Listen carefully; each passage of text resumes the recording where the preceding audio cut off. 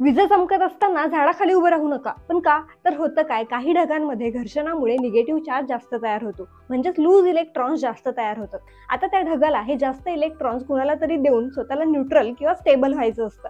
आणि अशातच जर दुसरा ढग त्याच्या जवळ आला ज्याच्याकडे इलेक्ट्रॉन्स कमी आहेत, तर हा ढग त्याला ट्रान्सफर ऑफ इलेक्ट्रॉन्स करतो. ट्रान्सफर ऑफ इलेक्ट्रॉन्स म्हणजेच इलेक्ट्रिक करंट. एक करंट तिथे जनरेट होतो ज्याला म्हणतात स्टॅटिक इलेक्ट्रिसिटी, म्हणजेच ती वीज जी आपल्याला दिसते. आणि बहुतांशी विजा ह्याच प्रकारात मोडतात. प्रॉब्लेम तेव्हा होतो जेव्हा ह्या ढगाचा निगेटिव्ह चार्ज जमिनीच्या पॉझिटिव्ह चार्जकडे अट्रॅक्ट होतो. आता त्याला कसंही करून जमिनीकडेच जायचं असतं. तो हवेतूनही येऊ शकतो, कारण तेव्हा हवेत मॉइश्चर असतं, म्हणजेच पाणी असतं, जे गुड कंडक्टर ऑफ इलेक्ट्रिसिटी. पण ते स्लो होईल, म्हणून तो चार्ज असे मार्ग शोधतो जिथून त्याला फास्ट ट्रॅव्हल करता येईल, तसंच मार्ग इझी असतील. आणि ते असतात उंच झाडं, उंच बिल्डिंग आणि विजेचे खांब. जमिनीचा तो पॉझिटिव्ह चार्ज झाडांवर तसंच विजेच्या खांबावर जमा होऊ शकतो असंही म्हटलं जातं, जिथून त्या निगेटिव्ह चार्जला कनेक्ट करणं सोपं पडतं. तरीही बऱ्याच वेळा विजा आपण झाडावर पडल्याचं ऐकतो.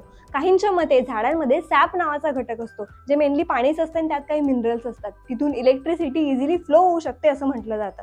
तर पावसाळ्यात झाडांच्या बाहेरच्या भागातही पाण्याचे चॅनल्स तयार होतात आणि इथूनही इलेक्ट्रिसिटी इझिली फ्लो होऊ शकते. म्हणूनच पावसाळ्यात झाडाजवळच नव्हे तर विजेच्या खांबाजवळ, मैदानात एकटं आणि उंच ठिकाणी उभं राहू नका.